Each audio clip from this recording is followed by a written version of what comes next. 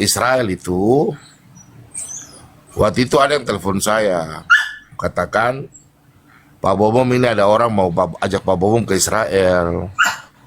Pak Bobom mau ikut nggak? Nah saya tahu itu sudah tadi Ibu Liliana itu. Terus saya bilang, aduh Bu, saya bilang bro, saya nggak bisa berangkat kalau saya sendiri. Kalau saya 2 orang boleh. Nah, mungkin karena pertimbangan, ya mungkin tidak jadi karena saya minta 2 orang. Itu yang pertama. Yang kedua kan saya dengar isu lagi ini. Selama saya di Jakarta 2004 itu, saya dengar dari mulut-mulut mulut-mulut yang tidak berkepentingan ini, mereka bilang saya di Jakarta minta-minta duit. Saya bilang saja inisial ya, orang ini biasanya sponsor ya di SCP punya ruangan. Kok namanya Kok. Biasanya orang panggil namanya Kok. Nah, saya waktu di Jakarta itu memang kan mereka cerita-cerita kan, dari siapa lagi kalau bukan dari si A.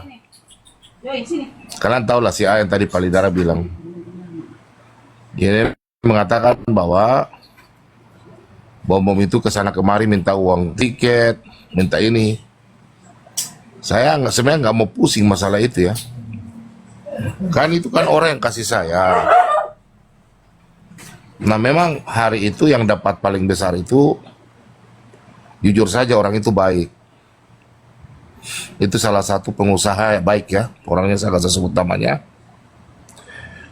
Dia kasih saya dengan babe itu, saya nggak usah hitung lah. Itu saya kaget, waktu kasih saya uang itu saya gemetar, jujur aja. Saya nggak usah sebut uangnya. Itu beliau itu kasih dengan ucapan terima kasih karena beliau menilai karena dia bantu. Nah, jadi orang yang ini yang kasih ini dia kasih dengan baik ya, istilahnya tidak mau sebut namanya. Dan orang yang melihat ini, jujur aja, saya yakin dan saya sudah curiga. Mungkin saya baru bisa ngomong sekarang ya, tapi saya nggak mau ngomong nama orangnya. Saya yakin ini karena uang, ini uang semua sebenarnya betul. Apa yang orang katakan. Jadi orang-orang ini memang dari dulu mereka memang iri hati sama saya. Sampai mereka perkirakan lari ke uang gereja, mangkrak lah. Aduh, saya diam saja. Jadi orang yang di dalam ini jujur aja, semuanya itu dapat. Apologet itu saya panggil, termasuk apologet yang selama ini saya sayang tapi dia sudah marah ke saya. Jadi saya pikir nggak usah lah. Saya itu kalau orang yang baik, setia, teman setia, saya ingat dia kasihan. Tapi saya nggak mau sebut nama. Saya itu biasanya istilahnya saya punya istilah itu ringan sama dijinjing, berat sama dipikul. Namanya teman apologet. Jadi pada waktu saya dapat berkat, saya ingat mereka, saya panggil mereka kasihan. Jadi kita makan di warung itu, di restoran, saya panggil mereka untuk mereka dapat sesuatu juga, berkat yang saya dapat. Tapi sampai sekarang saya lihat, jadi teman-teman jangan jadi terlalu orang baik ya. Saya kembalikan lagi nih. Jadi lu bilang air susu dibalas dengan air tuba. Jadi sebentar ya. Saya mau kasih tahu. Pak Bobom, kan Sebentar. sebutan Sebentar, dulu, saya dapat atau enggak, supaya jangan nanti di framing. Saya enggak dapat apa-apa ya. Pak Polos Enggak sebentar, dapat tenang. bagian apa-apa. Pak Polos tidak, tenang abang. Abang tidak. Saya belum selesai bicara bang. Jadi kalian jangan bilang Pak Polos ini, Polos ini orang paling jujur ini. Beliau ketemu saya saja itu, saya ajak dia jalan itu cuma 1 kali saja. Itu saya minta temani karena dia tahu tempat-tempat jual-jual kain dan sepatu tuh. Betul kan tidak bang? Saya tanya sama dia di mana jual-jual untuk sepatu pendeta, jas pendeta. Saya ajak dia kasihan jalan 1 hari. Nah, jadi jujur saja Tuhan Yesus mengajarkan tong kasih. Tapi di balik kasih ini, saya baru tahu kalau memang sekejam-kejamnya ibu tiri lebih kejam ibu kota. Kenapa saya sampai sekarang begini, sekarang sudah lebih hati-hati? Itu pelajaran ya. Kenapa saya bermain, lebih baik kita bermain sama orang yang betul-betul takut akan Tuhan. Saya bangga ya, saya kenapa Apolos ini saya bangga. Saya bangga sekali. Karena Apolos ini saya kenal beliau juga dari Ibu Lia. Dan saya punya adik. Dan Ibu Lia ini saya baru tahu dia kalau dia saudara saya, kalau keturunan dia keponakan saya. Saya belum lama ya, mungkin belum sampai 1 tahun saya baru tahu setelah ketemu di TikTok. Nah, jadi orang ini saya nggak usah sebut namanya, kalian selidiki sendiri. Saya nggak mau sebut panjang lagi. Saya curiga dan kecurigaan saya sudah tahu, sudah pas. Saya tidak tahu saya salah apa. Tapi yang dia lakukan salah. Sehingga apa ya? Orang yang kasih kita itu, saya jujur ya, orang yang kasih saya berkat itu, saya selalu bawa dia dalam doa. Tapi setelah saya pulang dari Jakarta, dia nggak pernah WA saya lagi, tidak pernah telepon saya lagi. Itu saya punya hati bertanya, Bu Lia. Orang itu baru ketemu saya seperti durian yang runtuh, ya. Saya datang di pohon durian, saya diundang, tiba-tiba saya bawa durian, ibaratnya saya pikul durian apa ya, taruh di punggung saya satu karung, di tangan kiri saya 1 karung, di tangan saya 1 karung. Saya sudah pikul berat-berat, ibaratnya begitu ya. Tiba-tiba saya pulang ke Manokwari, saya telepon WA, saya nggak dijawab, nomor HP saya diblokir. Saya bertanya, kenapa sih orang ini? Tapi saya sudah curiga. Saya diam saja, saya cuma bawa dalam doa. Padahal waktu saya di Jakarta, saya bilang, Pak, di gereja kami, di gereja yang saya dari kecil di situ, saya sebagai penatua di situ ya, gereja itu saya dalam proses pembangunan. Saya sudah kirim dia punya gambar, susunan ini semua. Langsung beliau blokir. Nah, disitulah saya sudah mulai heran. Kenapa bisa begini? Saya diam. Di situ saya sudah lama tidak bicara-bicara. Saya cari informasi. Dan semua ini karena uang. Jadi gini teman-teman ya. Karena uang, saya diam saja. Kemarin lagi, saya nggak usah ngomong. Saya kembalikan lagi. Teman-teman tolong cek. Itu gereja yang saya kemarin tampilkan rekeningnya, kalau memang saya ada korupsi itu dana, tolong yang ada sumbang saya, tolong kasih tahu, kalian ada kirim ke rekening Bank Papua 3 tahun lalu atau 4 tahun lalu. Karena kalian bilang gereja saya itu mangkrak. Ingat ya, gereja yang saya bangun itu bukan satu, ya, bukan satu. Jadi kan terlalu jahat sekali, ya. Oke, saya pikir saja itu boleh. Sebenarnya saya masih mau bicara. Tapi mudah-mudahan yang dengar silakan kontak saya ya. Saya tidak mau serang pribadi. Saya berdosa. Cuma saya bilang itu saja. Saya cuma panjang mulutnya Palidara saja tadi. Ya. Jadi apa Palidara tadi sampaikan itu benar semua. Untuk Abang Apolos tidak pernah terlibat sama sekali. Untuk apologet yang lain, saya tahu siapa yang dapat. Untuk teman yang kau tidak pernah hubungi saya, laki-laki, jangan kau pikiran bahwa saya jual kau punya data-data. Termasuk anak kecil yang tadi Palidara bilang, kau punya pikiran sama saya jahat.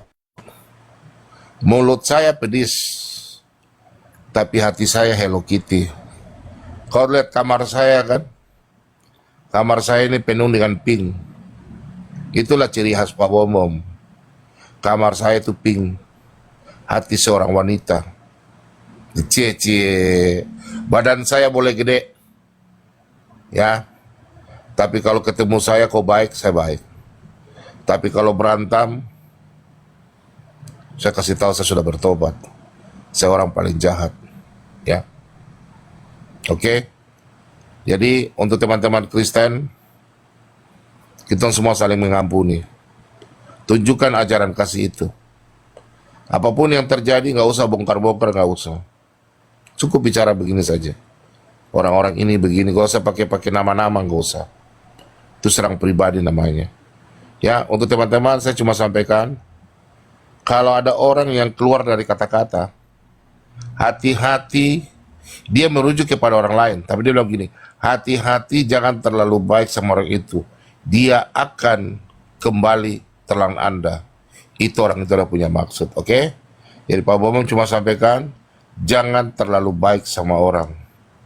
Cukuplah Bom jadi korban. Sementara ini Pak Bom, ya, biarkanlah Pak Bom menanggung apa yang Pak Bom sudah perbuat. Tapi ingat, apa yang saya lakukan itu resiko saya. Semua yang kalian tuduhkan ke saya itu ya, belum tentu benar, belum tentu juga salah.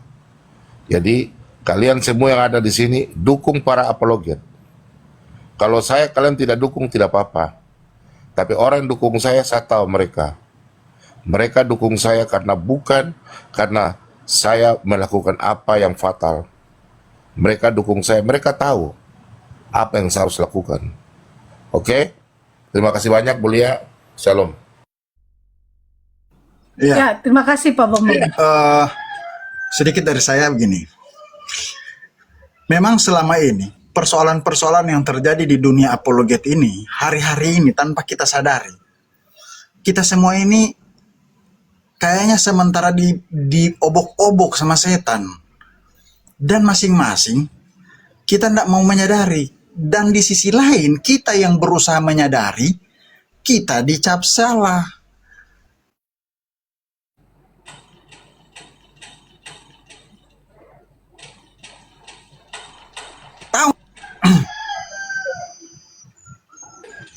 Jadi saya bilang kenapa kita ini diobok-obok sama setan? Karena begini, hal yang paling fatal hari-hari ini dalam dunia apologet bukan lagi membahas pengajaran. Karena faktor iri hati, masalah finansial saling menjatuhkan. Alkitab bilang begini, kamu boleh saling ini, saling itu. Saling menggigit silakan, tapi jangan saling membinasakan. Jadi buat teman-teman begini, kalau kalian dapati ada yang salah secara pribadi, sampaikan secara pribadi. Kalau kalian dapati ada yang salah secara pengajaran, sampaikan secara edukatif.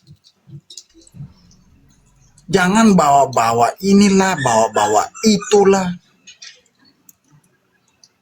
Pengajaran-pengajaran yang dibutuhkan oleh orang-orang yang ada di TikTok ini, itu mereka lagi butuh itu.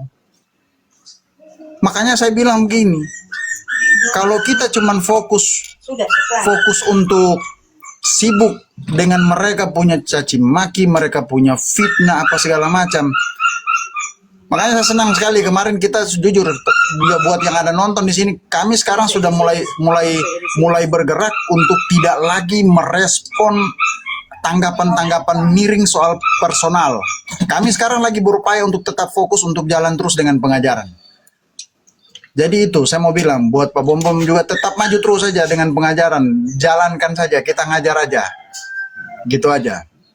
Saya kemarin itu saya sudah cerita sama Pak Bom sama Ibu Lia, bagaimana, wah sama Pak Apolos juga kita dibawa-bawa namanya. Saya bilang wah ini orang, marilah. Sampai ada yang bilang itu kan akibat dari singgung-singgung si Edis. Saya terus terang saya bilang namanya saja. Saya bilang kami tidak pernah persoalan dengan Edi secara pribadi, secara personal, tidak. Ya. Tidak pernah kita persoalan secara pribadi. Kita berusaha meluruskan pengajarannya. Jadi kalau si pribadinya terbawa-bawa, ya itu karena pribadinya yang mengajarkan pengajaran itu. Dan sedangkan kita bicara pengajarannya, kalian sikat kita pribadi. Kan nggak fair namanya. Saya bilang tidak ada satupun pengajaran Alkitabiah yang mengajarkan kita boleh berbuat salah. Tidak ada. Tetapi ingat, dalam konteks kehidupan, kita masih manusia ini kadang-kadang ada masanya kita terpeleset. Nah, ketika kita terpeleset, kita butuh Anda ini untuk mengangkat kita. Ketika kita ada salah, kita butuh Anda yang jadi cermin untuk koreksi. Tapi ingat, jangan kesalahan kita ini yang harusnya kalian bantu koreksi, kalian jadikan sebagai senjata. Wah, itu dia, itu kan salah itu, penyesat itu, wah itu orangnya nggak beres itu, nggak benar itu. Bukan seperti itu. Makanya saya bilang, kenapa kami ini mewanti-wanti pengajaran-pengajaran yang keliru? Karena urusan personalnya ini kita tidak terlalu peduli. Yang kita peduli pengajarannya. Pengajarannya salah, otomatis dia salah. Udah nggak beres itu. Nah, kembali lagi saya bilang, ada orang masalah status dipersoalkan. Yang sebelah mungkin punya statusnya real, punya kekuatan, ya boleh bahasanya kekuatan hukum. Tapi pengajarannya aneh. Kok itu nggak kalian persoalkan? Kenapa? Nah, kita nggak pusing mau kalian dapat donasi kah, kalian mau dapat donatur kah, kalian mau dapat donat kah, terserah. Itu buat saya, kalau kalian dapat donasi, itu berkat kalian. Itu nggak ada urusannya sama kami. Ya. Tetapi ketika engkau mulai berkata tentang pengajaran-pengajaran yang sudah menyimpang dari Alkitab, nah kita bangkit, kita bangun, kita bertindak, kita berantas. Amin, amin. Makanya, Shalom. makanya saya bilang, tolong kita jadi teman-teman di room ini, kita Itu hasil Pak objektif. Marekoli. Ya silakan, Bang Arnold. Makasih Bang. Jadi kita di Komal Mulia ini tidak sama sekali ingin menyerang pribadi seseorang atau menyinggung pribadi seseorang. Tetapi kita di Komal ini ingin meluruskan ajaran-ajaran yang keluar dari Alkitab itu. Nah, kalau apabila ada pengajaran mengatakan penyaliban karya iblis, Yesus punya Tuhan, buang konsep Tritunggal ke tong sampah, Kristen boleh berpoligami, dan lain-lain, apakah kita akan mendiamkan? Tentu tidak. Jadi kami tidak ada urusan mau donasi kah, donatur kah, donat kah, topi kah, apa segala macam, tidak ada di sini. Tetapi kami mau meluruskan ajaran-ajaran yang keluar dari Alkitab.